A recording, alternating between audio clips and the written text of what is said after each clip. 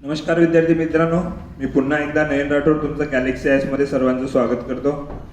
आतापर्यंत आपण जे काही लेक्चर बघितलेत, क्लायमेटॉलॉजीचे असतील किंवा भारताच्या संदर्भात असतील, भारतामध्ये सुद्धा आपण हवामानाचा टॉपिक बघतोय आणि तिकडे क्लायमेट बघत आहोत. जोपर्यंत आपल्याला तिकडे क्लायमेट समजलं नसेल तोपर्यंत तिकडे भारताचं हवामान व्यवस्थित समजत नाही. त्यासाठीच आपण असा प्रयत्न केलेला आहे की जे काही कंबाईनचे सुद्धा मुलं असतील त्यांना महाराष्ट्राचा असेल किंवा भारताचा असेल हवामान समजून घेण्यासाठी या सर्व गोष्टी कामी पडत असतात. त्यासाठीच आपण या सगळ्या गोष्टी ज्या आहेत एकमेकांमध्ये मर्ज करण्याचा प्रयत्न केलेला आहे. आजचं जे काही लेक्चर आहे ते जगाच्या संदर्भात, भारताच्या संदर्भात आणि महाराष्ट्राच्या संदर्भात तिन्हीच्याही संदर्भात अत्यंत महत्त्वाचं आहे. त्यासाठी तुम्ही राज्यसेवेची तयारी करत असेल, कंबाईनची तयारी करत असेल किंवा कुठलीही UPSCची तयारी करत असेल तरी आजचं जे लेक्चर आहे ते अत्यंत महत्त्वाचं आहे सर्वांसाठी. का तर जगाच्या संदर्भात काही लोकांनी हवामानाचं वर्गीकरण केलेलं आहे. त्याच पद्धतीने काही असे लोक आहेत जे भारताचं सुद्धा हवामानाचं वर्गीकरण केलेलं आहे आणि महाराष्ट्राच्या हवामानाचं सुद्धा काय केलेलं आहे, वर्गीकरण केलेलं आहे. आणि ते जर आपल्याला समजून घ्यायचं असेल तर आपल्याला मी आजचं जे लेक्चर घेतोय ते व्यवस्थित समजून घेण्याची गरज आहे. आलं लक्षात? तर या लेक्चरमध्ये आपण काय बघतोय की प्रामुख्याने भारताच्या हवामानाला वर्गीकरण करण्याचं काम कोपेन या व्यक्तीने केलेलं आहे, ज्याचं नाव ब्लामिदीर कोपेन. हा जर्मन भूगोल तत्वज्ञ होता किंवा भूगोलचा काय होता, एक अभ्यासक होता. सेम त्याच पद्धतीने भारताच्या हवामानाला सुद्धा वर्गीकरण करण्याचं काम त्रिवार्ता या व्यक्तीने केलेलं आहे. आणि जगाच्या संदर्भात जर बघितलं तर कोपेन, त्रिवार्ता हे दोन किंवा थॉर्नवेट हे तीन लोक आपल्याला माहित असणं गरजेचं आहे. त्यांचे नावं का तर यांनी जगाच्या क्लासिफिकेशनचं काम केलेलं आहे. ठीक आहे, तर या लेक्चरमध्ये आपण काय बघणार आहोत की जगाच्या हवामानाचं वर्गीकरण कोणी केलेलं आहे, भारताच्या हवामानाचं वर्गीकरण कोणी केलेलं आहे आणि महाराष्ट्राच्या हवामानाचं वर्गीकरण कोणी केलेलं आहे. आलं लक्षात? तर बघूया. आजच्या लेक्चरकडे जात असताना आपण काय बघतोय तर हवामान वर्गीकरण. हवामान वर्गीकरण, ठीक आहे. आता हे हवामान वर्गीकरण कशाचं आहे तर हे हवामान वर्गीकरण जगाचं सुद्धा आहे, जगाचे वर्गीकरण. त्यानंतर हे भारताचं सुद्धा आहे, भारताचे हवामान वर्गीकरण. आणि हे कशाचं आहे, महाराष्ट्राचं सुद्धा आहे, महाराष्ट्र हवामान वर्गीकरण. ठीक आहे, तर हे ज्या गोष्टी आहेत या गोष्टी तुम्हाला व्यवस्थित लक्षात घ्यायच्यात. त्यासाठी काही ज्या बेसिक गोष्टी आहेत त्या बेसिक गोष्टीकडे आधी आपण जाऊया. तर बघूया त्या कशा पद्धतीने आपल्याला वर्गीकरण करता येईल. जगाचं जे काही जगाचं सर्वप्रथम हवामान वर्गीकरण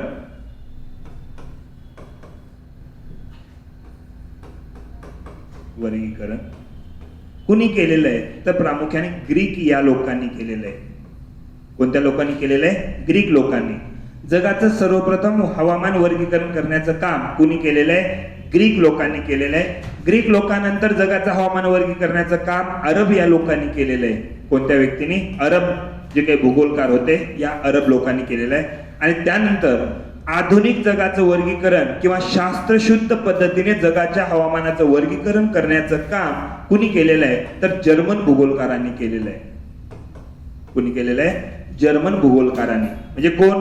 पहिलं सर्वात आधी ग्रीकांनी केलेलं आहे, त्यानंतर अरबांनी केलेलं आहे आणि त्यानंतर जर्मननी केलेलं आहे, जर्मन लोकांनी. आणि आधुनिक जे काही जग आहे या आधुनिक जगाचं शास्त्रशुद्ध पद्धतीने आणि सुव्यवस्थितपणे वर्गीकरण करण्याचं काम कुणी केलेलं आहे तर जर्मन एक भूगोलकार आहे, त्याचं नाव आहे ब्लामिदीर कोपेन. जगाच्या हवामानाचं आधुनिक वर्गीकरण किंवा शास्त्रशुद्ध पद्धतीने वर्गीकरण करण्याचं काम कुणी केलेलं आहे तर ब्लामिदीर कोपेन. कुठला आहे? जर्मनचा आहे. याच्या आधी जर्मनचाच एक भूगोलकार होता, त्याचं नाव होतं कॅन्डोला. काय नाव आहे? कॅन्डोला. या कॅन्डोला नावाच्या व्यक्तीने सुद्धा जगाचं वर्गीकरण करण्याचा प्रयत्न केला होता. हे काही कॅन्डोलाचं जे वर्गीकरण आहे हे कॅन्डोलाचं वर्गीकरण प्रामुख्याने तापमान व पर्जन्य याच्यावर आधारित आहे. कशावर? तापमान व पर्जन्यावर. कारण आपण आतापर्यंत बघतोय हवामानामध्ये प्रामुख्याने तापमान आणि पर्जन्याचा अभ्यास केला जातो आणि तापमान आणि पर्जन्याला सर्वात चांगलं म्हणजे कुठे किती पाऊस पडतो, कुठे किती तापमान आहे याचं एकदम सर्वात चांगलं जर सूचक कोण असेल, इंडिकेटर जर कोण असेल तर ते वनस्पती आहे. कारण ज्या प्रदेशात पाऊस जास्त असेल, तापमान जास्त असेल तिथे वनस्पती उंच असतात आणि सदाहरित वनस्पती असतात. ज्या प्रदेशात पाऊस पडतच नाही, वाळवंट आहेत, त्या प्रदेशात वनस्पती काटेरी वनस्पती असतात, झाडे झुडपे असतात.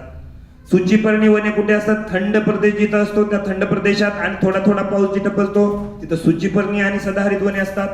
तर भारतासारख्या मान्सूनी प्रदेशामध्ये पानझडीची वने असतात. म्हणजे काय? तापमान आणि पर्जन्याला दाखवण्याचं काम किंवा सूचक करण्याचं काम सर्वात चांगलं कोण करत असतं? हवामान करत असतं.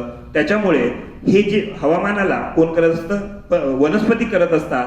त्यामुळे वनस्पतीला तापमान दर्श किंवा तापमानाचं किंवा हवामानाचं सर्वात चांगलं वर्गीकरण करणारा घटक समजला जातो. म्हणून कॅन्डोलाने सुद्धा तापमान आणि पर्जन्याच्या आधारावर कोणाला? वनस्पती, या वनस्पती काय करतात तर सर्वात चांगलं हवामानाचं निदर्शन दाखवतात. म्हणून कॅन्डोलाचं जे काही हवामान वर्गीकरण आहे ते कशावर आधारित आहे म्हणता येईल आपल्याला? वनस्पतीवर आधारित आहे. आणि म्हणून याचाच आधार घेऊन कोणी? ब्लामोदिर कोपेन या व्यक्तीने 1928 ते 1936च्या दरम्यान जागतिक हवामानाचं वर्गीकरण केलेलं आहे. कधी? 1928 ते 1936च्या दरम्यान. आणि ब्लामेदिर कोपेन या व्यक्तीने जे काही वर्गीकरण केलेलं आहे ते सुद्धा कशावर आहे? तापमान आणि कशावर आहे? पर्जन्य. आणि तापमान आणि पर्जन्याचं सर्वात चांगलं सूचक कोण असतात तर वनस्पती असतात. आणि म्हणून कोपेनचं सुद्धा वर्गीकरण कशावर आधारित आहे म्हणता येईल? वनस्पतीवर आधारित आहे असं म्हणता येईल. आलं लक्षात? आता या कोपेनच्याच वर्गीकरणाला पुन्हा थोडस सुधारित पद्धतीने मांडण्याचं काम गिगर पोही या व्यक्तीने केलेलं आहे. कोण? गिगर पोही. या कोपेनच्याच वर्गीकरणाला नंतर पुन्हा सुधारित पद्धतीने मांडण्याचं काम कुणी केलेलं आहे? गिगर पोही. गिगर पोही या व्यक्तीने केलेलं आहे. कधी? 1953 मध्ये. लक्षात? म्हणून कोपेनच्याच वर्गीकरणाला गिगर पोही वर्गीकरण असं सुद्धा म्हटलं जातं. 3 लोक आले. पहिलं कॅन्डोलाने केलेलं आहे. कॅन्डोलाने केल्यानंतर कोण आला इथे? कोपेन आला. आणि कोपेन नंतर कोण आला इथे? गिगर पोही आला. लक्षात? म्हणजे कॅन्डोलाला वर्गीकरण करण्याचं, कॅन्डोलाचं शास्त्रशुद्ध पद्धतीने वर्गीकरण करण्याचं काम कोपेननी केलं आणि कोपेनलाच पुन्हा व्यवस्थित पद्धतीने मांडण्याचं काम कुणी केलं? गिगर पोहीने केलं. त्यामुळे कोपेनच्याच वर्गीकरणाला गिगर पोही वर्गीकरण असं सुद्धा म्हटलं जातं. मग 3 लोक आपल्याला लक्षात ठेवणं गरजेचं आहे. पहिला कोण आहे? कॅन्डोला. दुसरा कोण आहे? कोपेन. आणि तिसरा कोण आहे तर गिगर पोही. ठीक आहे? म्हणजे अशा पद्धतीने एकमेकाच्या हवामानाला वर्गीकरण करण्याचं काम कोण करणार आहे इथे? हे सगळे जे जर्मन भूगोलकार आहेत हे जर्मन भूगोलकार इथे करणार आहेत. लक्षात? आता या ज्या काही सर्व गोष्टी आहेत या सर्व गोष्टी आपल्याला समजून घेणं गरजेचं आहे. नेमकं वर्गीकरण करत असताना काय करायचंय तर आपल्याला सर्वात महत्वाचा याच्यामध्ये कोण आहे तर कोपेन आहे. कारण कोपेनचं वर्गीकरण प्रामुख्याने सर्वात महत्वाचं घटक आहे. भारताचं हवामान विचारत असताना कोपेनचं हवामान वर्गीकरण विचारलं जातं आणि महाराष्ट्राचं हवामान वर्गीकरण विचारत असताना त्रिवार्ताचं. आता त्रिवार्ता व्यक्ती पुढे येणार आहे. ठीक आहे? तर आपण आधी काय करूया? कोपेननी हवामानाचं वर्गीकरण नेमकं कशा पद्धतीने केलेलं आहे ते आपण बघूया. ठीक आहे? तर चला कोपेनच्या वर्गीकरणाकडे आपण जाऊया. आता समजून जर घेतला आपण, जर समजलं आपण की हा ग्लोब आहे, पृथ्वी आहे ही, आणि पृथ्वीवर हे इक्वेटर आहे आणि इक्वेटरवर सरासरी तापमान 0 डिग्री ते 5 डिग्री किंवा हे जे उष्ण कटिबंध आहे इथं तापमान कसं असतं? इथं तापमान जास्त असतं. बरोबर आहे? आणि तापमान जास्त असल्यामुळे इथं पर्जन्य सुद्धा कसं असतं म्हटलंय आपण? पर्जन्य सुद्धा जास्त असतं. पर्जन्य जास्त असल्यामुळे वनस्पती कशा असतात? जास्त असतात. खूप पाऊस असल्यामुळे सदाहरित वनस्पती असतात. दाट वनस्पती असल्यामुळे वनस्पती उंची कशी असते? जास्त असते. का तर सूर्यप्रकाश मिळवण्यासाठी त्यांच्यामध्ये स्पर्धा झालेली असते. म्हणून खूप जास्त वनस्पती असल्यामुळे या भागामध्ये जैवविविधता सुद्धा काय असते? खूप जास्त असते. आता याच्यानंतर आपण जर इकडे पोलकडे जात असेल, म्हणजे इकडून इकडे पोलकडे जात असेल समजूया, तर तापमान कमी होत जातं. तापमान कमी होत गेल्यामुळे पर्जन्य कमी होत जातं. पर्जन्य कमी होत गेल्यामुळे वनस्पती कमी होत जातात. वनस्पती कमी होत गेल्यामुळे जैविकता कमी होत जाते. काही ठिकाणी लोकसंख्येचं केंद्रीकरण झालेलं आहे, तर ध्रुवाकडे लोकसंख्येचं पूर्ण काय आहे, विरळ आहे. आलं लक्षात? म्हणजे याच आधारावर आपण काय म्हटलं होतं की हा उष्ण कटिबंध आहे, हा समशीतोष्ण कटिबंध आहे, किंवा उपोष्ण कटिबंध आहे, हा शीतोष्ण कटिबंध आहे, आणि हा शीत कटिबंध आहे. बरोबर आहे. याच पद्धतीने कोपेननी सुद्धा तापमान आणि पर्जन्याचा आधार घेऊन तापमान आणि पर्जन्याला इंडिकेट करणारा सर्वात महत्वाचा घटक वनस्पती मानलेला आहे, आणि वनस्पतीच्या आधारावर आधुनिक हवामानाचं वर्गीकरण केलेलं आहे. मग आता आधुनिक हवामानाचं वर्गीकरण करण्यासाठी कोपेननी नेमकं काय केलेलं आहे, तर बघा, कोपेननी हवामानाचं वर्गीकरण करत असताना प्रामुख्याने काही चार्ट बनवलेत आपण, त्या आपल्याला लक्षात घ्यायचे. तर हवामानाला प्रामुख्याने 5 हवामान विभागामध्ये यांनी वर्गीकरण केलं. प्रमुख म्हणजे मुख्य किती, 5, आणि हे 5 काही अक्षरांनी दाखवले. मग प्रमुख हवामान वर्गीकरण,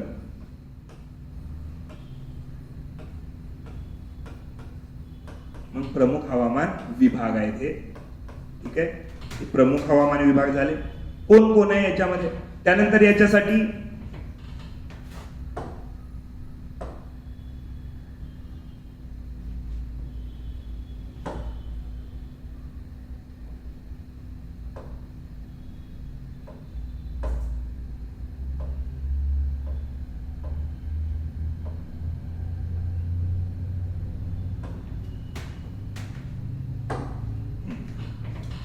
प्रमुख हवामान वर्गीकरण, प्रमुख विभाग किती आहेत? प्रमुख विभाग 5. कोणाच्या नुसार? कोपेनचं हवामान वर्गीकरण बघतोय आपण, 5. आता 5 कोण कोण 5 आहेत? तर त्याच्यामध्ये पहिला जो हवामान वर्गीकरण त्यांनी विभाग दाखवला तो कॅपिटल ए, दुसरा दाखवला त्यांनी कॅपिटल बी, तिसरा दाखवला त्यांनी कॅपिटल सी, चौथा दाखवला त्यांनी कॅपिटल डी, आणि 5वा दाखवला त्यांनी कॅपिटल ई. हवामान वर्गीकरण आहे. म्हणजे जगाला प्रमुख 5 हवामान विभागामध्ये विभाजित केलेलं आहे त्यांनी, आणि त्याला नाव काय दिलं? Capital A, capital B, capital C, capital D आणि कॅपिटल ई. ठीक आहे. आता याला काय नाव आहे हे सुद्धा आपल्याला बघणं गरजेचं आहे. बघा, तर ए साठी त्यांनी काय म्हटलं की ए आहे उष्ण कटिबंध, उष्ण हवामान, उष्ण हवामान किंवा विषुववृत्तीय हवामान ज्याला आपण म्हणतो ते उष्ण हवामान. ठीक आहे. त्यानंतर बी ला काय म्हटलं त्याने? शुष्क हवामान, शुष्क हवामान. सी ला काय म्हटलं? समशीतोष्ण हवामान, समशीतोष्ण हवामान. त्यानंतर डी ला काय म्हटलं? थंड व सूचीपर्णी, थंड व सूचीपर्णी हवामान. आणि त्याने डी ला काय, ई ला काय म्हटलं? ध्रुवीय हवामान. काय म्हटलं आपण? कोपेननी काय केलं? प्रमुख 5 हवामान विभाग जे त्यांनी विभाजित केले ते capital A, capital B, capital C, capital D, capital E नी दाखवलेले. आणि कॅपिटल ए ला काय म्हटलं? उष्ण हवामान किंवा विषुववृत्तीय, ट्रॉपिकल क्लायमेट असं सुद्धा त्यांनी म्हटलं. ठीक आहे, उष्ण हवामान. ठीक आहे. त्यानंतर किंवा याला उष्ण हवामान किंवा याला काय म्हणतो आपण? विषुववृत्तीय हवामान. ठीक आहे.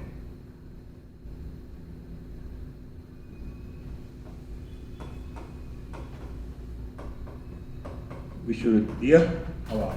ठीक आहे. आता डी जे आहे, डी ला काय म्हटलं त्यांनी? शुष्क हवामान. त्यानंतर त्यांनी काय म्हटलं?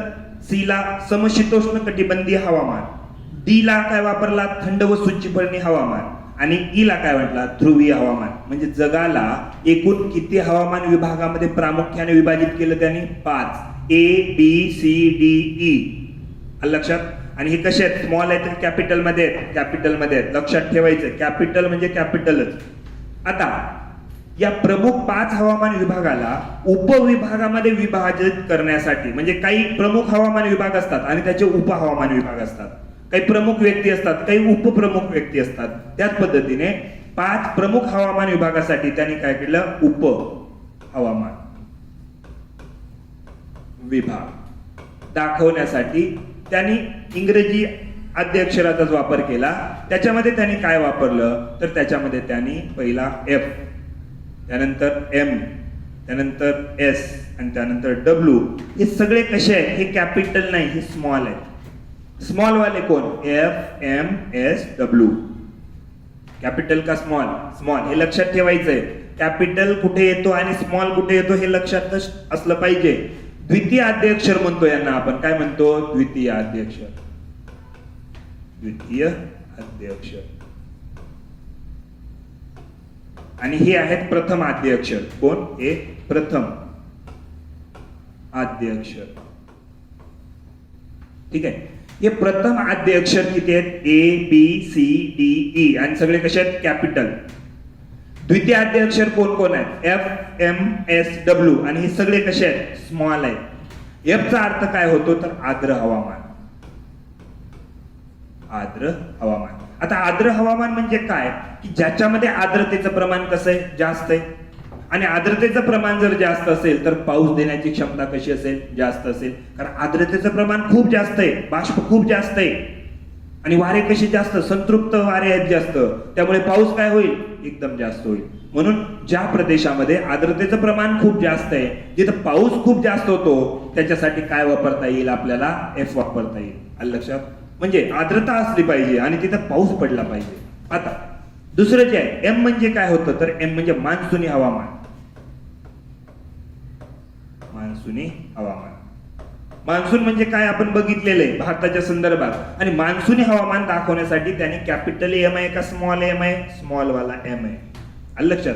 यस म्हणजे कोण, यस म्हणजे होतो समर. यस म्हणजे समर. समर कोरडा, ड्राय समर म्हणून काय म्हणणार याला, कोरडा उन्हाळा. म्हणजे असा प्रदेश ज्याच्यामध्ये उन्हाळ्यात पाऊस होत नाही. मग उन्हाळ्यात पाऊस होत नाही तर कधी पाऊस होतो तर हिवाळ्यात होतो. लक्षात घ्यायचंय. येस म्हणजे काय तर ड्राय समर. ड्राय समर म्हणजे कोरडा उन्हाळा, म्हणजे उन्हाळ्यामध्ये पाऊस होत नाही. मग उन्हाळ्यामध्ये जर पाऊस होत नसेल तर कधी होतो, पावसाळ्यात. असं नसतं. जगाच्या संदर्भात 2 ऋतू, उन्हाळा आणि हिवाळा. मग उन्हाळ्यामध्ये जर पाऊस होत नसेल तर पाऊस कधी होतो, हिवाळ्यात. म्हणून ज्या प्रदेशात हिवाळ्यात पाऊस होत असेल त्याला यस वापरता येतो. आता डब्ल्यू म्हणजे विंटर. विंटर म्हणजे ड्राय विंटर, म्हणजे काय म्हणणार, कोरडा हिवाळा. कोरडा हिवाळा म्हणजे या प्रदेशात हिवाळ्यात पाऊस होत नाही. आणि हिवाळ्यात पाऊस जर होत नसेल तर पाऊस कधी होत असेल, उन्हाळ्यामध्ये. म्हणून ड्राय समर जर म्हटलं, कोरडा उन्हाळा म्हटलं की हिवाळ्यात पाऊस होतो, आणि कोरडा हिवाळा म्हटलं की उन्हाळ्यात पाऊस होतो. आलं लक्षात. पण अशा पद्धतीने द्वितीय आद्य अक्षर कोण कोण आहेत, F, M, S आणि W. कोपेनचं वर्गीकरण एवढं किचकट आहे की तुम्हाला पुढे समजणार पण नाही. म्हणून एकदम साध्या आणि सोप्या पद्धतीने समजून सांगण्याचं काम करतोय. ते व्यवस्थित नीट लक्षात ठेवायचंय. जे काही मी आद्य अक्षर वापरतोय ते व्यवस्थित लक्षात ठेवा. प्रथम आद्य अक्षरामध्ये सगळे कॅपिटल आहे. आणि कोण कोण आहे, ABCDE. पुन्हा 2-3 लोक इथे येणार आहेत, 2-3 आद्य अक्षर येणार आहेत. ते कोणासोबत येणार आहेत ते बघू आपण नंतर. आलं लक्षात. इथे द्वितीय आद्य अक्षर जे आहेत ते सगळे स्मॉल आहेत, कॅपिटल नाहीत. कोण आहेत, FMSW.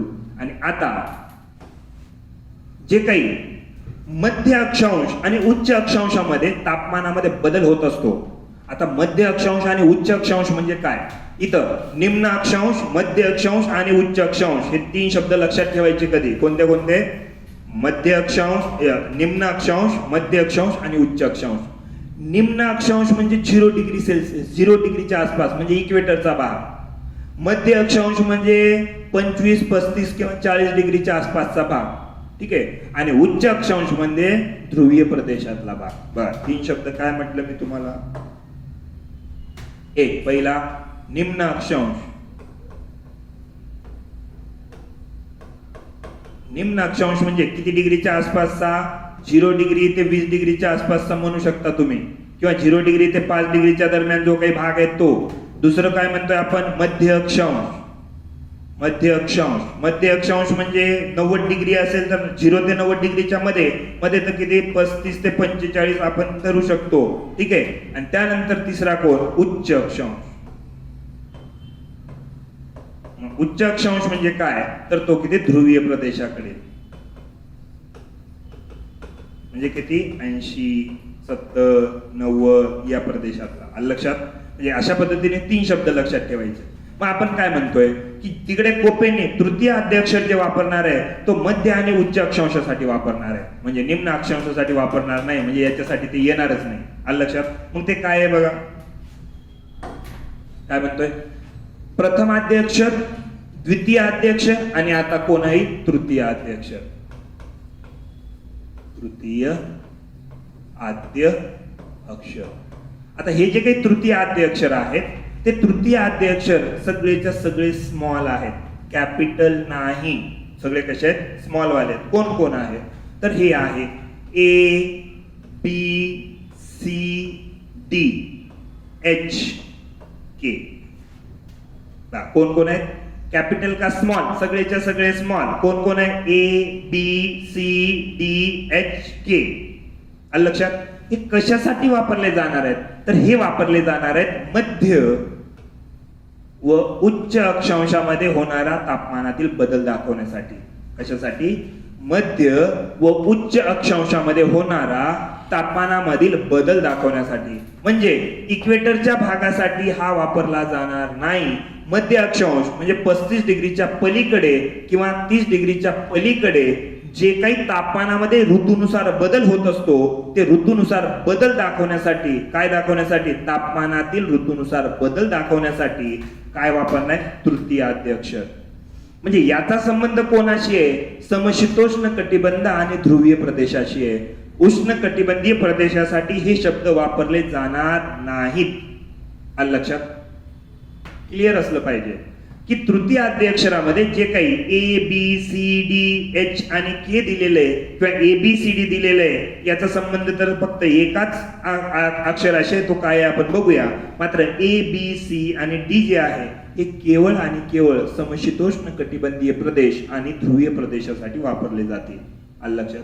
मग तृतीय आद्य अक्षर कशासाठी आहेत तर मध्य आणि उच्च अक्षांशामध्ये ऋतुकालीन तापमानामध्ये होणारा बदल दाखवण्यासाठी आहे.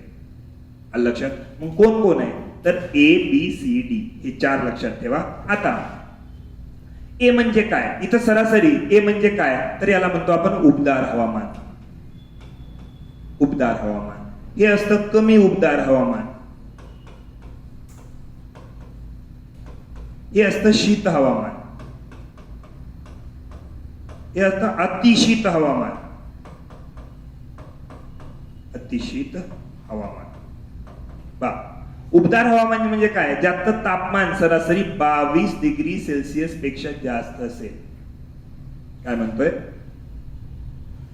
उबदार हवामान म्हणजे काय, म्हणजे स्मॉल ए चा अर्थ उबदार हवामान म्हणजे काय, ज्याचं तापमान 22 डिग्री सेल्सिअस पेक्षा जास्त असेल. कमी उबदार म्हणजे काय, ज्याचं तापमान 22 डिग्री सेल्सिअस पेक्षा काय असेल, थोडं कमी असेल.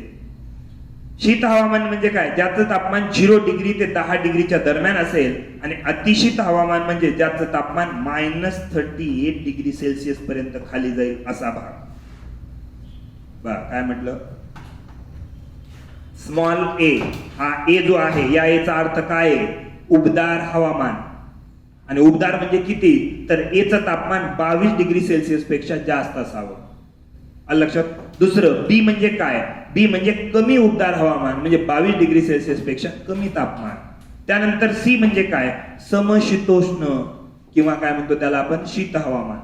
शीत हवामान म्हणजे किती, ज्याचं तापमान 0 डिग्री ते 10 डिग्रीच्या दरम्यान सरासरी असू शकतं. त्यानंतर डी म्हणजे काय, ज्याचं तापमान 0 डिग्रीत असतं मात्र -38 डिग्री सेल्सिअस पर्यंत सुद्धा याचं तापमान कमी होऊ शकतं. म्हणजे अशा प्रकारे ए बी सी डी ची नाव आहेत. त्यानंतर एच आणि के म्हणजे काय तर एच आणि के जे आहेत हे एच आणि के चा संबंध काय आहे तर एच म्हणजे काय तर हे आहे उष्ण व कोरडे हवामान.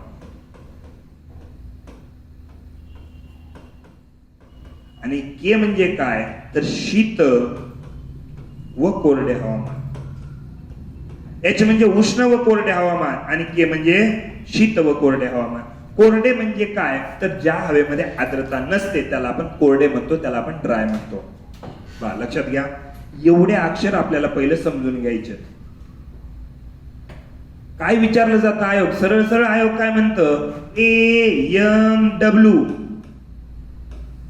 आणि म्हणतं खालीलपैकी कोणत्या हवामानाला निर्देशित करतं, AMW. आलं लक्षात. AMW म्हणजे काय नेमकं ते समजून जर घ्यायचं असेल आणि ते कसे निर्माण होतात ते सुद्धा समजणं गरजेचं आहे. तर आपण एक वेळेस रिवाइज करूया. बघा लक्षात घ्या, प्रथम आद्य अक्षरामध्ये किंवा प्रमुख हवामान विभागामध्ये आपल्याला कॅपिटल ए आहे, कॅपिटल बी आहे, कॅपिटल सी आहे, कॅपिटल डी आहे, कॅपिटल ई आहे. ठीक आहे. तर कॅपिटल ए चा अर्थ होतो उष्ण हवामान किंवा विषुवतीय प्रदेशातील हवामान. कॅपिटल बी चा अर्थ होतो शुष्क हवामान.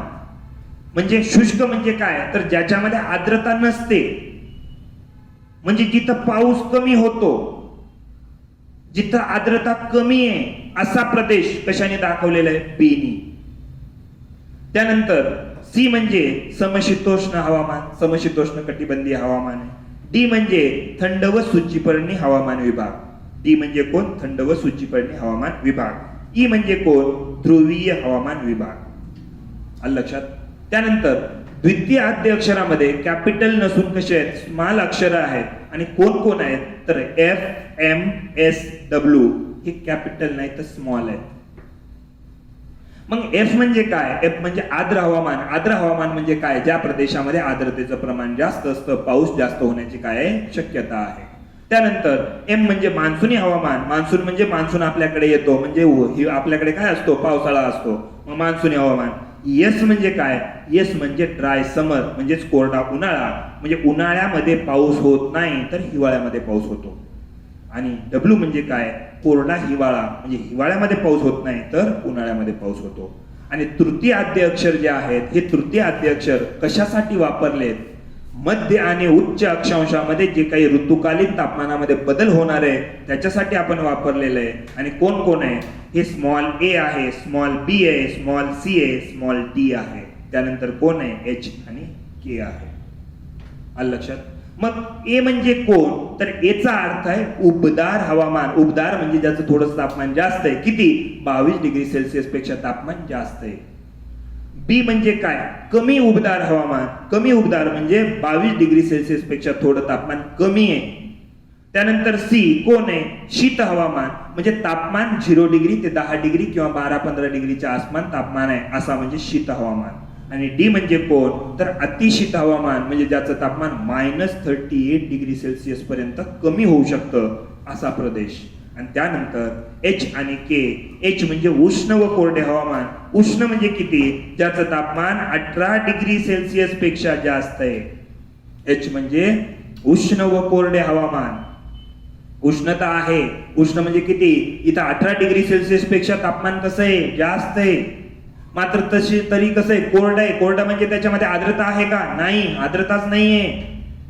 आणि त्यानंतर कोण आहे, के आहे.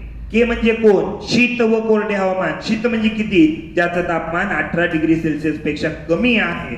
याचं एचचं 18 पेक्षा जास्त आहे तर याचं 18 पेक्षा कमी आहे. आणि दोन्ही कसे आहेत, कोरडे आहेत.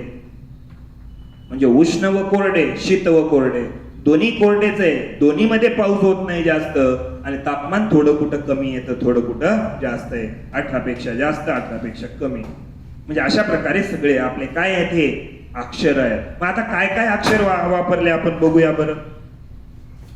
या पहिल्या रो मध्ये आपण काय वापरला, capital A, capital B, capital C, capital D, capital E. ठीक आहे. त्यानंतर दुसऱ्या रो मध्ये आपण काय अक्षर वापरले, small F, small M, small W आणि स्मॉल एस, स्मॉल एस आणि स्मॉल डब्ल्यू. तृतीयाद्य अक्षरामध्ये आपण काय वापरले, तर small A, small B, small C, small D, small H, small K. एवढे अक्षर आपण वापरले. आलं लक्षात, नक्की. आता बघा, काही मी 4 शब्द नवीन आणतोय याच्यामध्ये. कशामध्ये, या प्रथम आद्य अक्षरामध्ये. आणि इथे येणारे जे अक्षर आहेत ते कॅपिटलच असतील. आणि कोणासोबत असतील, बी सोबत कॅपिटल एस आणि कॅपिटल डब्ल्यू आले बा. हे कोणासोबत येणार आहेत? कॅपिटल बी सोबतच कॅपिटल एस आणि कॅपिटल. इथं सुद्धा एस आणि डब्ल्यू आहे, द्वितीय आद्य अक्षरामध्ये सुद्धा एस आणि डब्ल्यू आहे, पण ते स्मॉल आहेत. आणि आद्य अक्षरासोबत बी सोबत येणारा जो एस आणि डब्ल्यू आहे, बी सोबत हा एस आणि डब्ल्यू येणार नाही, स्मॉल वाला एस आणि डब्ल्यू येणार नाही. बी सोबत कॅपिटल एस आणि कॅपिटल डब्ल्यूच असेल. आणि ई सोबत कोण येईल? कॅपिटल टी आणि कॅपिटल एफ. हा कॅपिटल एफ आहे, हा कॅपिटल एफ नाही, हा स्मॉल वाला एफ आहे. आलं लक्षात? ई सोबत दोन नवीन लोक कोण आणले? ई सोबत टी, ई सोबत एफ, बी सोबत एस, बी सोबत डब्ल्यू. आणि इथे आलेले सगळे कोण आहेत? कॅपिटल आहेत. आणि एक एक्स्ट्रा जोडतो मी इथे, कॅपिटल एच. हाय लॅटिट्यूड म्हणू शकतो त्याला. किंवा काय? एच म्हणजे काय? उंचीवरील हवामान दाखवण्यासाठी एच चा वापर केला जातो. उंचीवरील म्हणजे कसं की हिमालयीन प्रदेशामध्ये माउंट एव्हरेस्ट जर हवामान दाखवायचं असेल तर तिथे बर्फाळ प्रदेश आहे, तापमान एकदम कमी आहे, सतत बर्फ आच्छादलेलं असतं. सेम असाच हवामान विभाग ध्रुवाकडे सुद्धा असतो. ध्रुवाकडे सुद्धा काय आहे? तापमान कमी आहे, जे काही बर्फ आहे ते बर्फाचं प्रमाण जास्त आहे. मग बर्फाचं प्रमाण तिथे आहे आणि इकडे सुद्धा आहे माउंट एव्हरेस्टवर. मग ते सुद्धा ईने थोडी दाखवता येतं. म्हणून उंचीवरील जर हवामान दाखवायचं असेल तर कॅपिटल एच वापरायचं आपल्याला. आलं लक्षात? मग जे काही हिमालयीन प्रदेश आहे, आल्स प्रदेश आहे, रॉकी आहे, जिथं तापमान एकदम कमी असेल, बर्फाळ प्रदेश असेल, त्यासाठी कॅपिटल काय वापरला? एच. हा कॅपिटल एच नाही, हा कॅपिटल नाही आहे, हा स्मॉल एच आहे. मग इथे कॅपिटल एच आहे, इथं स्मॉल एच आहे. इथं स्मॉल वाला एस आणि डब्ल्यू आहे आणि बी सोबत कॅपिटल वाला एस आणि डब्ल्यू आहे. तर इथे ई सोबत कॅपिटल टी आणि कॅपिटल एफ आहे आणि हा स्मॉल वाला एफ आहे. एवढे अक्षर आपल्याला लक्षात ठेवायचे. आलं लक्षात? बा. मग कोण झाले कॅपिटल मध्ये? Capital A, capital B. Capital B सोबत कॅपिटल एस, कॅपिटल डब्ल्यू, त्यानंतर capital C, capital D, capital E, capital E सोबत कॅपिटल टी आणि कॅपिटल एफ, आणि त्यानंतर कॅपिटल एच. त्यानंतर जे द्वितीय आद्य अक्षर आहे हे सगळे कसे स्मॉल आहेत. कोण आहे? Small F, small M, small S, small W. आणि तृतीय आद्य अक्षरामध्ये small A, small B, small C, small D, small H आणि स्मॉल के. आलं लक्षात? म्हणजे एवढे अक्षर आपल्याला आता लक्षात ठेवायचे. याला व्यवस्थित लक्षात ठेवून घ्या. आता याची आपण जुळवाजुळव करूया. जसं टीम बनवतो आपण एखाद्याच्या, तशा टीम बनवूया की कोणता अक्षर कोणासोबत जुळतो एवढं आता लक्षात असलं पाहिजे. बघा आता हा जो ए आहे, हा ए कोणाकोणासोबत जमतो किंवा कोणाकोणासोबत टीम जमवतो? तर कॅपिटल ए सोबत द्वितीय आद्य अक्षर small F, small M, small W आणि स्मॉल एस एवढे जुळतात. याच्या टीम मध्ये एच्या टीम मध्ये एवढे खेळाडू आहेत. कोण कोण? तर capital F, capital M, capital S, capital W. आणि या ए सोबत इकडे जोडायची काही गरज नाही. त्यानंतर आपल्याकडे कोण आहे? तर बी आहे, कॅपिटल बी. तर कॅपिटल बी सोबत कॅपिटल एस आणि कॅपिटल डब्ल्यू सोबतच आलेले आहेत. कॅपिटल बी आणि कॅपिटल एस जोडला गेला याच्यासोबत तर हे याच्याशी काही घेणं देणं नाही. द्वितीय आद्य अक्षराचा कुणीच याच्यामध्ये येत नाही. फक्त एच आणि के फक्त आणि फक्त कॅपिटल बी साठी आलेले आहे. तिथे तृतीय आद्य अक्षरामध्ये जे काही एच आणि के आलेले आहेत ते केवळ आणि केवळ बी साठीच आलेले आहेत. पण बीच्या टीम मध्ये कोण? एच आणि के. म्हणजे के आणि एच हे दोन खेळाडू जर कोणत्या टीम मध्ये खेळणार असेल तर केवळ आणि केवळ बीच्याच टीम मध्ये खेळणार आहे. ते दुसऱ्या कोणाच्याच टीम मध्ये खेळायला जाणार नाही.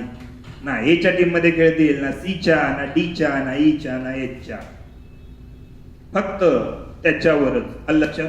त्यानंतर सी ची जी टीम आहे त्या सीच्या टीम मध्ये कोण असेल? तर सीच्या टीम मध्ये एम सोडून बाकीचे इथले तिन्ही असतील. हा एम जो आहे हा एम केवळ आणि केवळ एच्याच टीम मध्ये खेळायला आलेला आहे.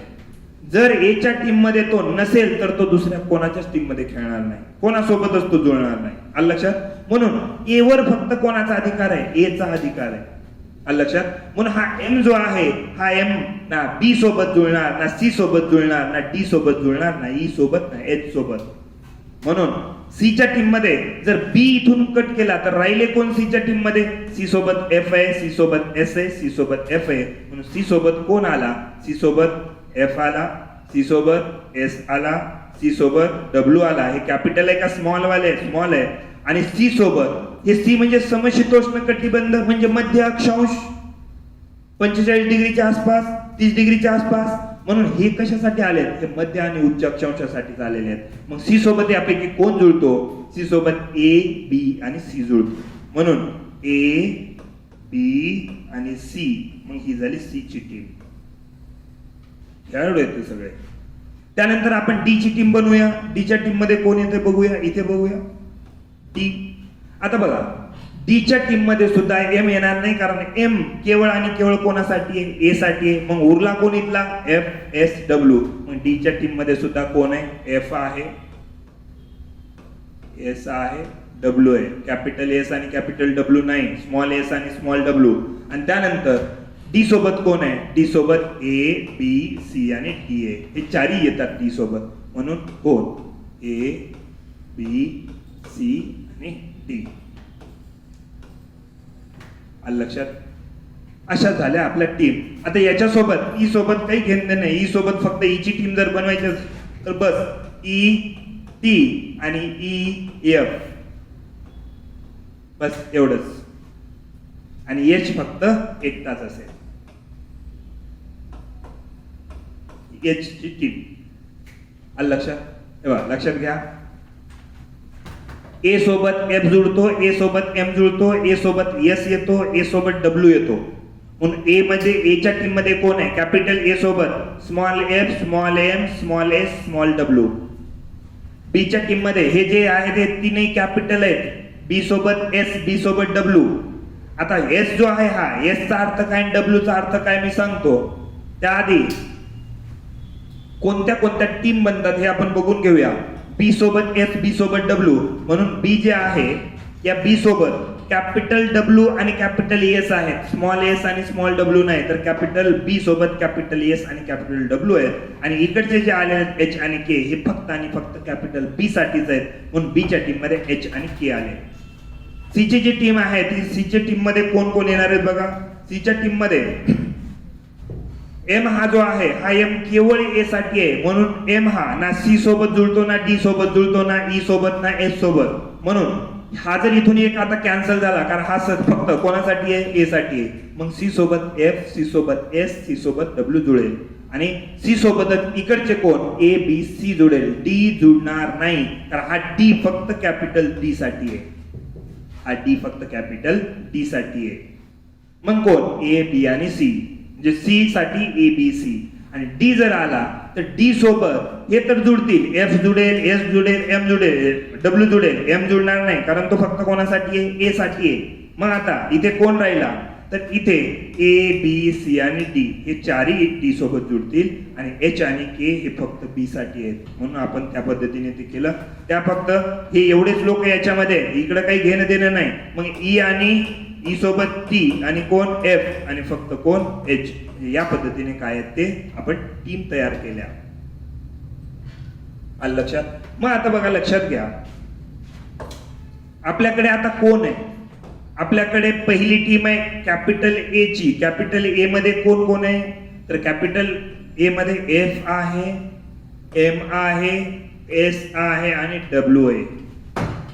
बरोबर आहे, ही एक टीम आहे आपली. बरोबर समजून घ्यायचंय.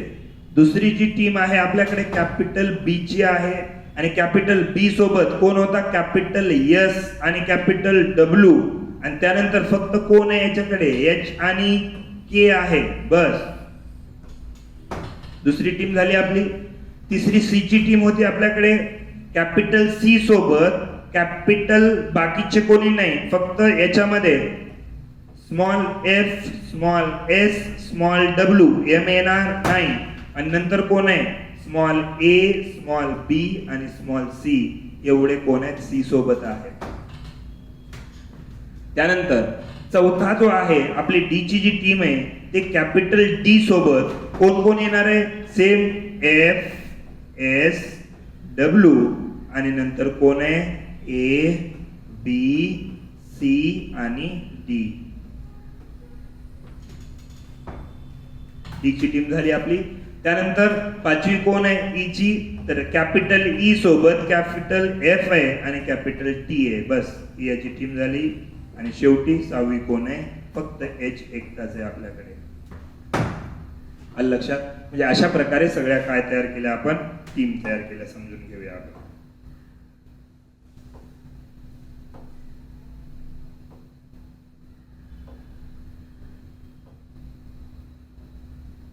ठीक आहे. आलं लक्षात? या पद्धतीने आता एवढंच लक्षात ठेवायचं. आता हे कसं? तर ए ची टीम बनवत असताना आता त्याच्या काय संभावना आहेत? तर बघा, ए बरोबर ए सोबत एफ जुडेल. पहिलं ए सोबत एफ, असं ए सोबत एफ जुडला, ए सोबत एम जुडला, ए सोबत डब्ल्यू जुडला, ए सोबत एस जुडला. म्हणजे पहिली team A F, A M, A S आणि ए डब्ल्यू. हेच तर हवामान विभाग आहेत मग कोपेनचे. A F, A M, A S, A W. लक्षात घ्या कसं जोडलं आपण. त्याच्या टीम सोबतच आता टीमा तयार करायच्या जास्तीच्या. ए सोबत एम जुळता, ए सोबत एम, ए सोबत एफ, ए सोबत एस, ए सोबत डब्ल्यू. मग ए एफ. ए चा अर्थ काय? उष्ण कटिबंध, उष्ण हवामान. एफ चा अर्थ काय? आर्द्र हवामान. दोन्हीला एकत्र करा, उष्ण कटिबंधीय आर्द्र हवामान. उष्ण व आर्द्र हवामान. ए एम म्हणजे काय? उष्ण कटिबंध आणि मान्सून, उष्ण कटिबंधीय मान्सूनी हवामान. मग ए एस म्हणजे काय? उष्ण कटिबंधामध्ये कोण? समर कोरडा असलेला, म्हणजे उष्ण कटिबंधीय कोरडा उन्हाळा. आणि याला काय म्हणणार? उष्ण कटिबंधीय कोरडा हिवाळा. सगळं व्यवस्थित जोडायचं. फक्त आता बघा लक्षात घ्या. A F, A M, A S, A W. आता ए एफ म्हणजे कोण? तर ए चा अर्थ आहे उष्ण कटिबंध आणि एफ चा अर्थ काय? आर्द्र हवामान. तर दोघांना एकत्रित जर जोडायचं आहे, ए म्हणजे उष्ण व कोण? आर्द्र. मग उष्ण कटिबंधीय आर्द्र हवामान झालं ए एफ म्हणजे. ए एम म्हणजे कोण? तर ए म्हणजे उष्ण आणि एम म्हणजे मान्सून. तर उष्ण कटिबंधीय मान्सूनी हवामान झालंय. एस, ए म्हणजे उष्ण आणि एस म्हणजे ड्राय समर, म्हणजे कोरडा उन्हाळा. मग हा उष्ण कटिबंधीय कोरडा उन्हाळा असलेला हवामान विभाग आहे. आणि हे कोण आहे? उष्ण कटिबंधीय कोरडा हिवाळा असणारा भाग आहे. आलं लक्षात? म्हणजे ए चे किती हवामान विभाग झाले? 4 हवामान विभाग झाले. आलं लक्षात सर्वांना? आता इकडे बघूया. आता बी जे आहे, कॅपिटल बी जो आहे, कॅपिटल बी सोबत कॅपिटल एस आणि कॅपिटल डब्ल्यू आहे. आणि त्यानंतर कोण जोडलेलं आहे याच्यासोबत? याच्यासोबत सुद्धा कोण जोडूया आपण? दोन्ही सोबत एच आणि के. ठीक आहे. या पद्धतीने आता याच्या हवामान विभाग होत असताना कसं होईल? तर पहिलं बी एस सोबत दोघाला जोडूया. बघा, बी एस, बी एस एच, बी एस एच. त्यानंतर बी एस के, बी एस एच, बी एस के. कळालं? त्यानंतर इकडून बी डब्ल्यू एच, बी डब्ल्यू के. मग बी डब्ल्यू एच आणि बी डब्ल्यू के. किती हवामान विभाग झाले बीचे? 4च. कोणते कोणते? काही नाही, फक्त बी एस आणि बी डब्ल्यू असं करून घ्यायचंय. मग याला काय करणार?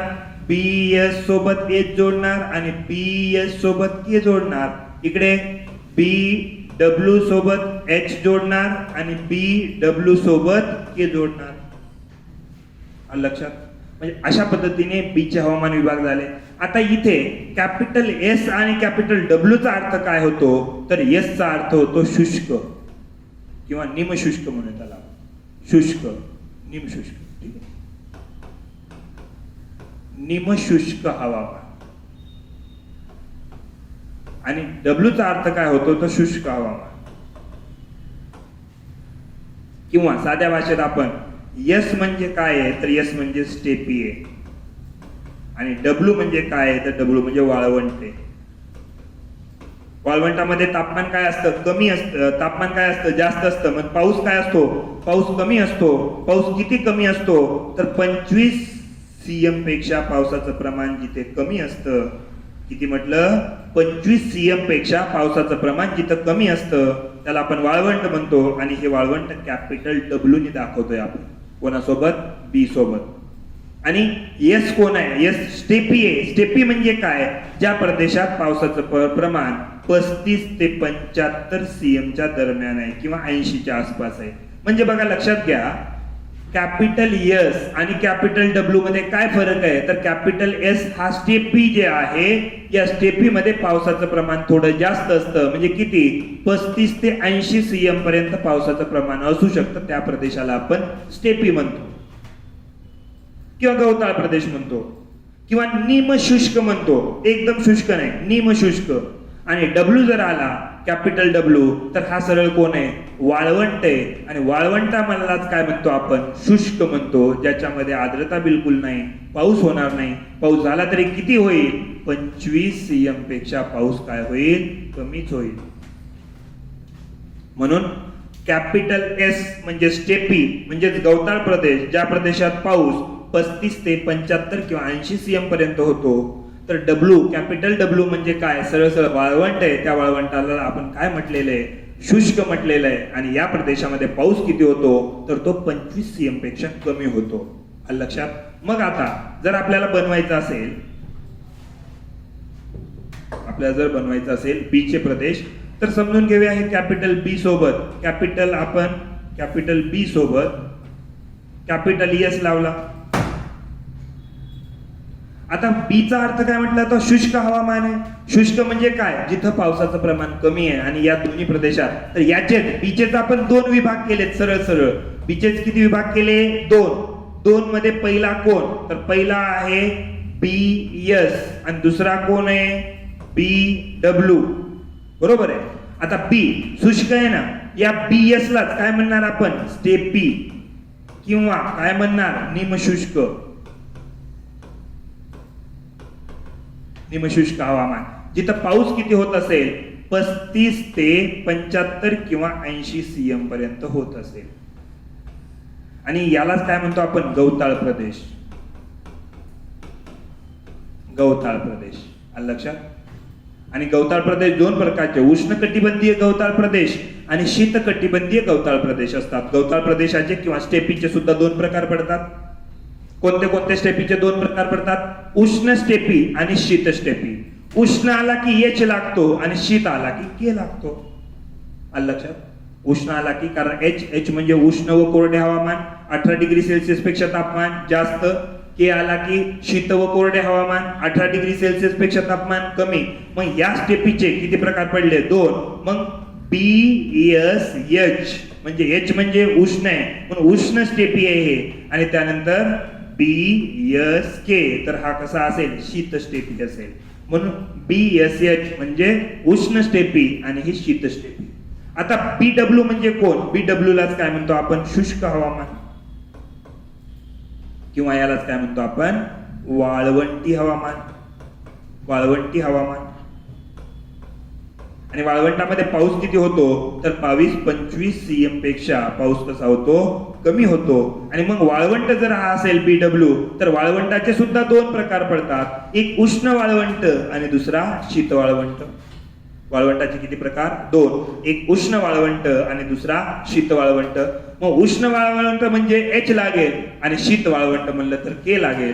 म्हणून पहिला बी डब्ल्यू एच म्हणजे काय झाला, हा उष्ण वाळवंट.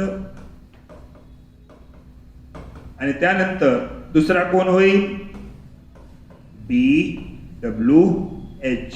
कसा असेल, एच नाही, बी डब्ल्यू के. बी डब्ल्यू के हा कसा असेल, शीत वाळवंट. आलं लक्षात. म्हणजे वाळवंटाचे सुद्धा किती 2 प्रकार पडले, एक उष्ण वाळवंट आणि दुसरा शीत वाळवंट. उष्ण वाळवंट म्हटलं तर बी डब्ल्यू एच, शीत वाळवंट म्हणलं तर बी डब्ल्यू के. स्टेपीचे सुद्धा 2 प्रकार पडले, उष्ण स्टेपी आणि शीत स्टेपी. उष्ण स्टेपी म्हणले बी एस एच आणि शीतस्टेपी म्हणलं तर BSK. आलं लक्षात? म्हणजे याचे किती प्रकार? एक तर तुम्ही असं सरळ सरळ BS आणि BW लिहू शकता. BS चे दोन प्रकार, एक BSH, BSK.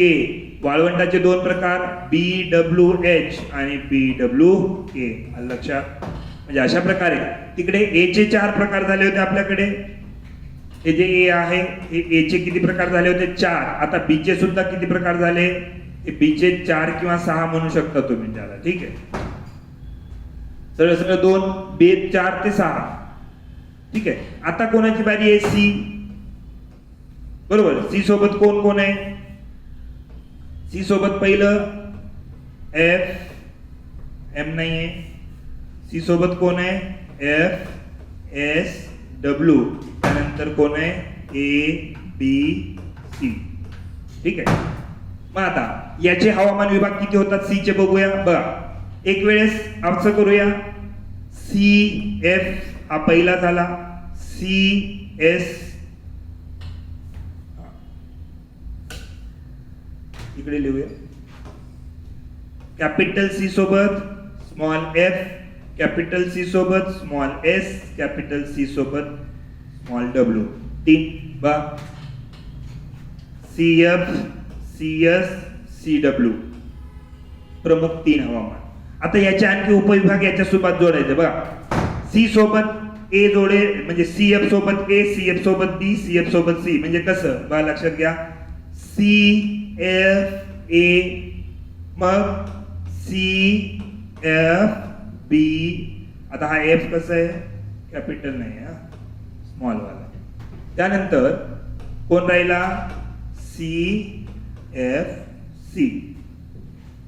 बा कसं केलं?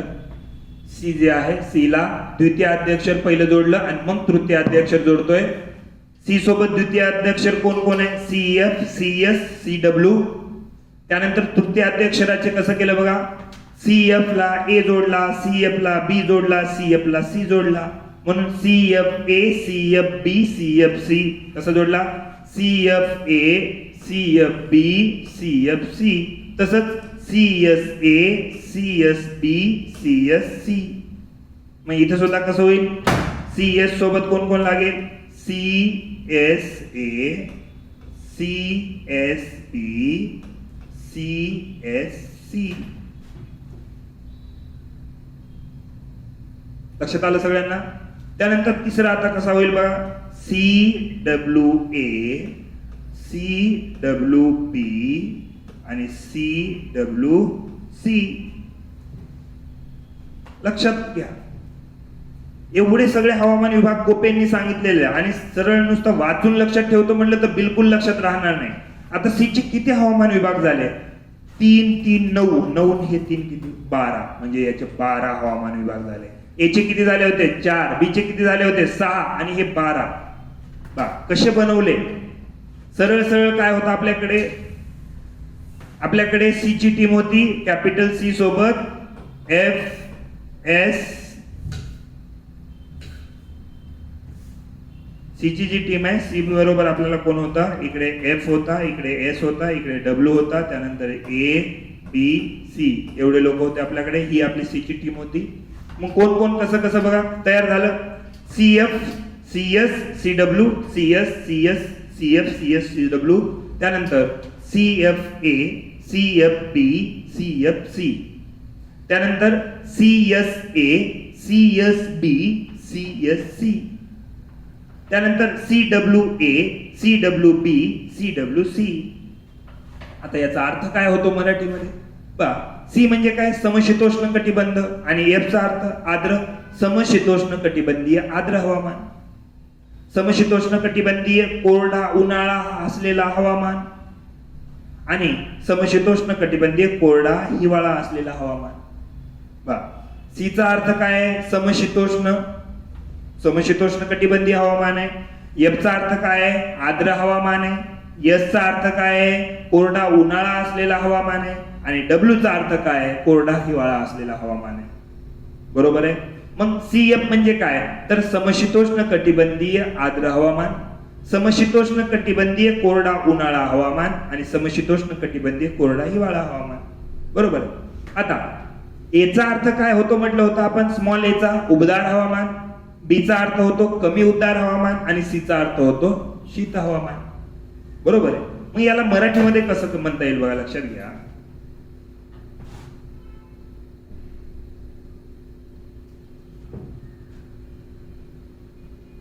चार नावं लिहून घेऊया पहिलं आपण. सी म्हणजे काय, समशीतोष्ण. एफ म्हणजे काय, आर्द्र. ठीक आहे. त्यानंतर एस म्हणजे काय, कोरडा उन्हाळा. आणि डब्ल्यू म्हणजे काय, कोरडा हिवाळा. आता ए म्हणजे इकडे, ए म्हणजे उबदार, बी म्हणजे काय, कमी उबदार,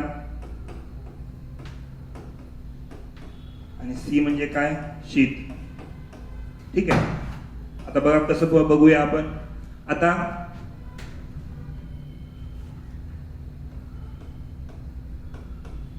समशीतोष्ण. ठीक आहे. समशीतोष्णला एक वेळा कोण लागेल, आर्द्र. एक वेळा कोण लागेल, कोरडा उन्हाळा.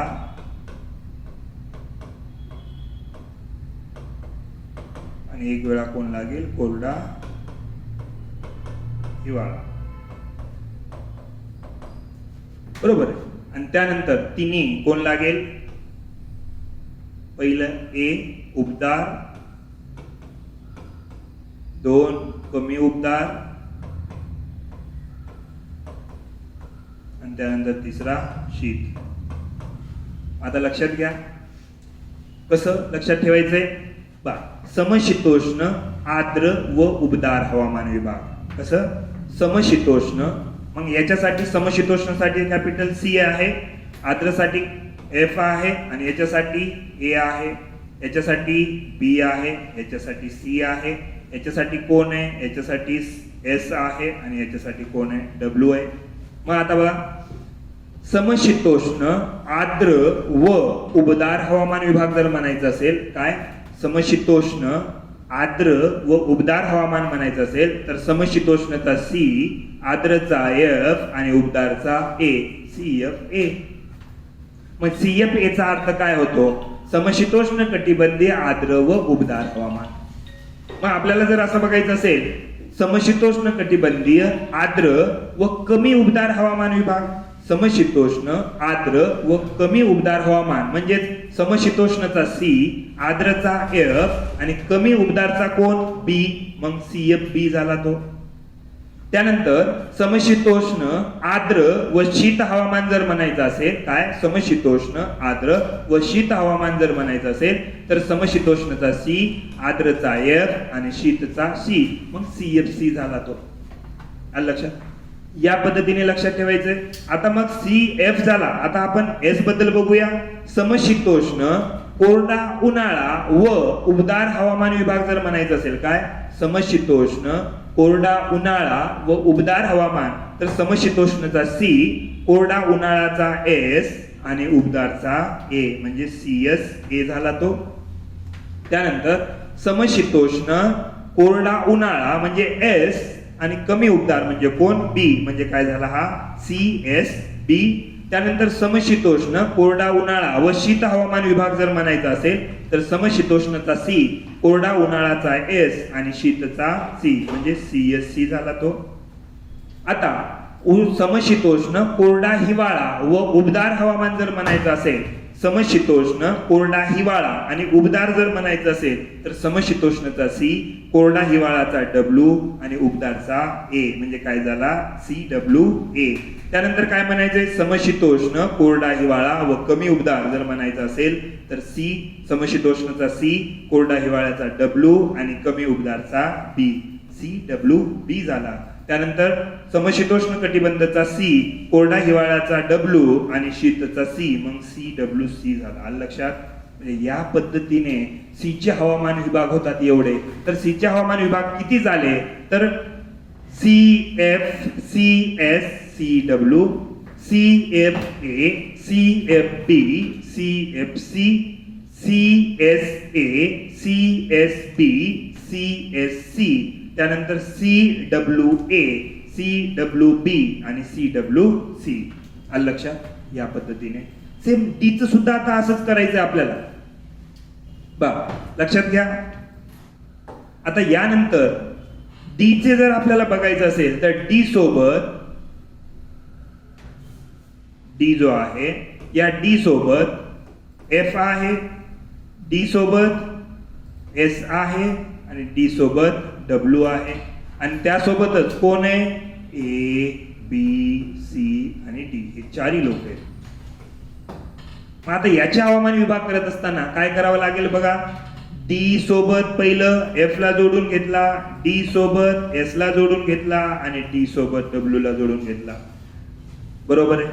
आता डी म्हणजे कोण आहे? डी म्हणजे थंड व सूचीपर्णी हवामान विभाग आहे. थंड व सूचीपर्णी, थंड व सूचीपर्णी कोण? डी. एफ म्हणजे काय माहिती आहे, एस म्हणजे काय, डब्ल्यू म्हणजे माहिती काय आहे, ए म्हणजे कोण आहे, बी म्हणजे कोण आहे, सी म्हणजे कोण आहे आणि डी म्हणजे कोण तेही माहिती आहे. डी म्हणजे अतिशीत आहे, सी नंतरचा.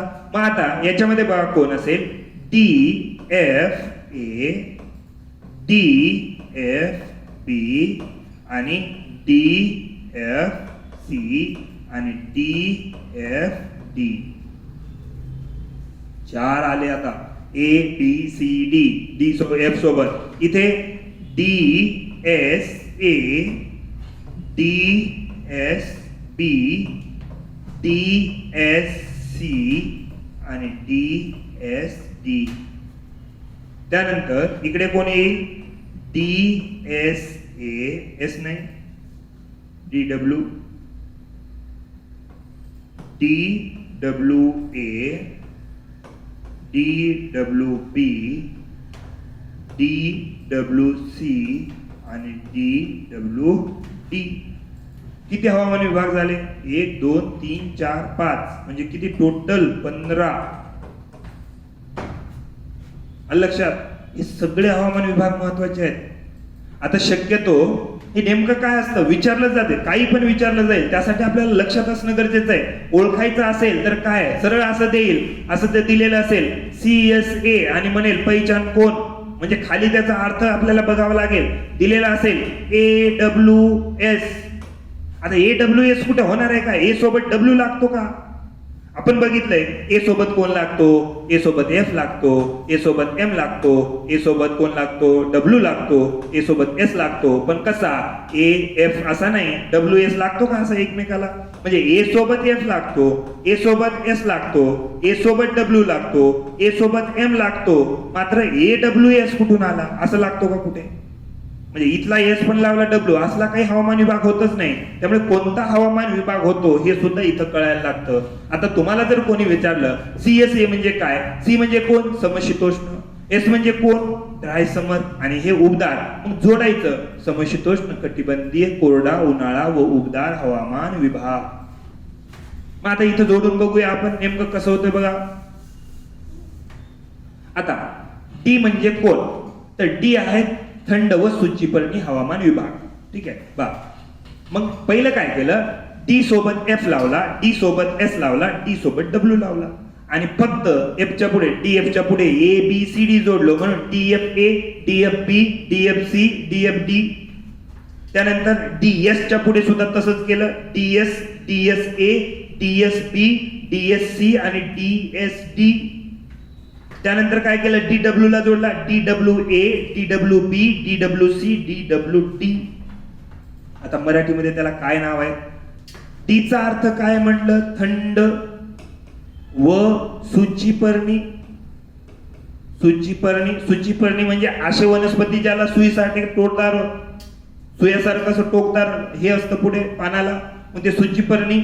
मग थंड व सूचीपर्णी हवामान विभाग म्हणजे डी आहे, एफ म्हणजे आर्द्र आहे, एस म्हणजे माहिती आहे, डब्ल्यू म्हणजे माहिती आहे, ए म्हणजे माहिती आहे, बी म्हणजे माहिती आहे, सी म्हणजे माहिती आहे आणि डी म्हणजे अति थंड. मग आता याला मराठीत बघत असताना कसं लिहून घेऊया बघा आपण. मग इथे कॅपिटल हा डी आहे, याचा अर्थ आहे थंड व सूचीपर्णी. ठीक आहे. बरं, आपण आपल्या पद्धतीने लिहून घेऊया. हा डी आहे. डीचा अर्थ काय आहे? थंड व सूचिपर्णी हवामान विभाग आहे. ठीक आहे, थंड व सूचिपर्णी विभाग आहे. याला 3 जोडणार आहोत आपण. कोण कोण? इकडे एफ जोडणार आहे. एफ म्हणजे कोण आहे? आर्द्र आहे. दुसरा कोण आहे? एफ नंतर एस आहे. कोण आहे हा? कोरडा उन्हाळा. आणि त्यानंतर तिसरा कोण जोडणार आहे आपण याला? डब्ल्यू. कोण आहे हा? कोरडा हिवाळा. आता त्यानंतर या तिघांना 4 लोक जोडणार आहेत. कोण कोण आहेत? हा जो पहिला असेल हा ए असेल. ए म्हणजे उबदार. दुसरा कोण असेल? बी, कमी उबदार. तिसरा कोण असेल? सी, शीत. आणि चौथा कोण असेल? डी, अतिशीत. आलं लक्षात? आता बघा, हे सगळे या पद्धतीने आपण जोडून घेतले. आता काय म्हणूया? थंड व सूचिपर्णी व आर्द्र उबदार हवामान विभाग कोणता आहे? कशाला? थंड व सूचिपर्णी आर्द्र व उबदार हवामान विभाग जर म्हणायचा असेल तर काय म्हणावं लागेल? थंड व सूचिपर्णीचा डी, थंड व सूचिपर्णी आर्द्रचा एफ, थंड व सूचिपर्णी उबदार हवामान म्हणजे DFA आला. पण DFA म्हणजे काय? तर थंड व सूचिपर्णी आर्द्र व उबदार हवामान विभाग. आता थंड व सूचिपर्णी आर्द्र व कमी उबदार हवामान जर म्हणायचं असेल तर थंडचा डी, आर्द्रचा एफ आणि कमी उबदारचा बी. थंड व सूचिपर्णी आर्द्र व शीतचा म्हणजे थंड व आर्द्र आणि शीत म्हणजे कोण? सी म्हणजे DFC. आणि त्यानंतर कोण? थंड व सूचिपर्णी आर्द्र व अतिशीत म्हणजे DFD. कसं घेतलं? याला 4 वेळेस जोडायचं. थंड तर येणार आहे, याला 4 वेळेस, याच्यासोबत याला 4 वेळेस, याच्यासोबत याला 4 वेळेस. म्हणजे कसं झालं? थंड व सूचिपर्णी कोरडा उन्हाळा व उबदार हवामान. मग असं जर म्हणायचं असेल थंड व कोरडा उन्हाळा म्हणजे कोण? एस. व उबदार हवामान म्हणलं तर ए. थंड व सूचिपर्णी कोरडा उन्हाळा व कमी उबदार म्हटलं तर DSB. थंड व कोरडा उन्हाळा व शीत हवामान म्हणलं तर DSC. आणि थंड व कोरडा उन्हाळा आणि कोण? अतिशीत म्हणलं तर DSD. आता थंड व सूचिपर्णी कोरडा हिवाळा आणि उबदार म्हटलं तर थंड व सूचिपर्णीचा डी, कोरडा हिवाळ्याचा डब्ल्यू आणि उबदारचा ए. मग थंड व सूचिपर्णी कोरडा हिवाळा आणि कमी उबदार जर म्हणायचं असेल तर थंड कोरडा हिवाळ्याचा डब्ल्यू आणि कमी उबदारचा बी. मग तसंच थंड व कोरडा हिवाळ्याचा कोण? डब्ल्यू. शीतचा कोण? शी. आणि थंड आणि कोरड्याचा CWD. म्हणजे अशा प्रकारे काय केलं आपण? डी चे हवामान विभाग केले. तर डी चे हवामान विभाग किती झाले बघ. आता पुन्हा ए चे हवामान विभाग आपल्याकडे किती होते? तर AF, AM, AS आणि AW. बरोबर आहे. त्यानंतर बी चे हवामान किती होते आपल्याकडे? BS, BW, त्यानंतर BSH, BSK. बरोबर आहे. त्यानंतर कसं? BWH आणि BWK. हा कॅपिटल वाला डब्ल्यू आहे. हा, त्यानंतर सी चे हवामान विभाग किती केले होते? सी जे आहे CF, CS, CW. मग CFA, CFB, CFC आणि CFD आहे का? नाही, डी इथं नाही आहे. CFC. हा, CFC.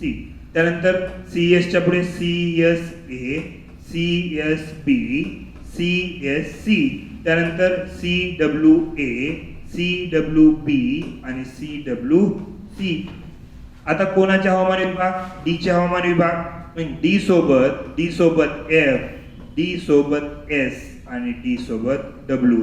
मग D F A, D F B, D F C आणि डी एफ डी. हे सगळं कोपेनचं हवामान आहे सगळ्या जगाचं. मग इथे डी